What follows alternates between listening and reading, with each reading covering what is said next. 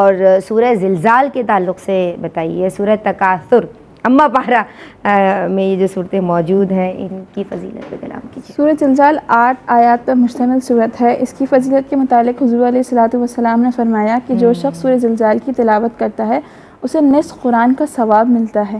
چھوٹی سی صورت 8 آیات پر 5 لائنوں پر مشتمل صورت ہے، جس سے صرف تلاوت کرنے سے ہمیں نصف قرآن کا ثواب ملتا ہے۔ تو ہم خواتین کاموں میں مشغول ہو جاتی ہیں، خاص کر کے تلاوت کی غرض سے جو ہے قرآن پاک کی تلاوت کرنے میں ہمیں مصروفیت کی وجہ سے دشواری پیدا ہوتی ہے۔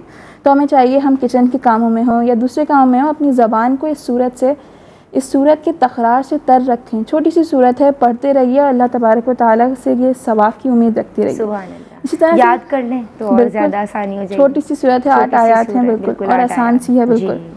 اسی طرح سے سورہ تکاثر ہے، اس میں کثرت مال، کثرت اولاد اور خزانے کے حوالے سے ذکر ہے۔ سورہ تکاثر کے حوالے سے فضیلت کے بارے میں بات کی جائے تو حدیث مبارکہ ہے کہ رسول اللہ صلی اللہ علیہ وسلم نے فرمایا کہ صحابہ کرام سے فرمایا کہ کیا کوئی شخص رات میں 1000 آیات کی تلاوت کر سکتا ہے؟ تو صحابہ کرام رضوان اللہ علیہم اجمعین نے عرض کی کہ یا رسول اللہ صلی اللہ علیہ وسلم، کسی کے لیے کیسے ممکن ہے کہ وہ ایک رات میں 1000 آیات کی تلاوت کرے؟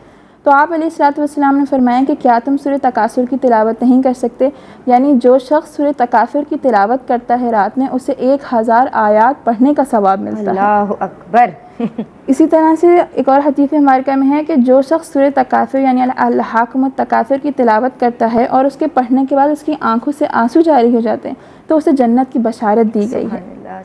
ہمارا دنیا میں اصل مقصد اللہ تبارک و تعالیٰ کی عبادت کرنا ہے، اس کی رضا حاصل کرنا ہے، اور آخرت میں اسی کی رحمت، اسی کے کرم سے جنت کو پانا ہے۔ اس سورت کی تلاوت کرتے وقت رقت طاری ہو، آنکھوں سے آنسو جاری ہوں تو ایسے ہمیں جنت کا ایک ذریعہ مل گیا ہے۔ لیکن اب اس بشارت کا یہ مطلب نہیں کہ آپ جو چاہیں کریں، اس کے ساتھ یہ ہے کہ آپ کے اوپر رقت طاری ہو، آنکھوں سے آنسو جاری ہوں، اور اللہ تبارک و تعالیٰ نے جن امور سے روکا ہے آپ اس سے روکیں، گناہوں سے بخشیں، تو پھر اللہ تبارک و تعالیٰ کا کرم ہوگا کہ وہ ہمارے لیے ایسے ذرائع کر دے گا اس صورت کے طفیل کہ ہمارے لیے جنت والے اعمال کرنا آسان ہو جائے گا۔ نعمتوں کا سوال ہوگا، بالکل جواب طلبی ہوگی تو آپ کو پریپیئر رہنا ہے، اللہ تبارک و تعالیٰ سے ہوشیار ہو جائے، بالکل اللہ تبارک ہو جائے دین کے بہت زیادہ۔